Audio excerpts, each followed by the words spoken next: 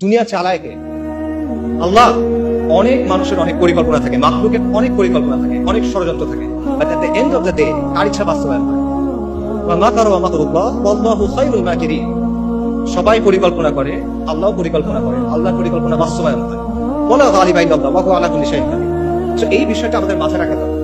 আল্লাহ পাকের পরিকল্পনা দেখুন, যে নবী মুহাম্মদ সাল্লাল্লাহু আলাইহি ওয়াসাল্লামকে মক্কা থেকে তাড়িয়ে দিচ্ছে মানুষ, আল্লাহ রাব্বুল আলামিন সেই মক্কা নবীর পায়ের সামনে এনে দিলেন। সুবহানাল্লাহ।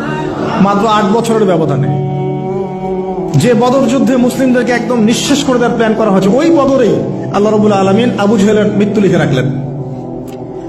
যে ইউসুফকে কুয়ায় ফেলে দিল তার ভাইরা, সেই ইউসুফকে আল্লাহ পাক সেখান থেকে কারাগার, রাজপ্রাসাদ, সেখান থেকে কারাগার, সেখান থেকে আবার নিয়ে আসলেন মিশরের পলিটিক্যাল পাওয়ার। আল্লাহর পরিকল্পনা। যে এক খালেদ বিন ওয়ালিদ রাদিয়াল্লাহু আনহু, যার হাতে উহুদ যুদ্ধে বহু মুসলিমের প্রাণ গিয়েছে না, সেই মানুষকে আল্লাহ রাব্বুল আলামিন হেদায়েত দিয়ে 100টা যুদ্ধ করিয়েছেন। সুবহানাল্লাহ। আল্লাহ পাকের পরিকল্পনা আমরা বুঝতে পারবো না, আল্লাহ পাকের পরিকল্পনা আমরা বুঝতে পারবো না। ওয়া মাকারু ওয়া মাকারাল্লাহ, তারা কৌশল করে, আল্লাহ পাকও পরিকল্পনা করে।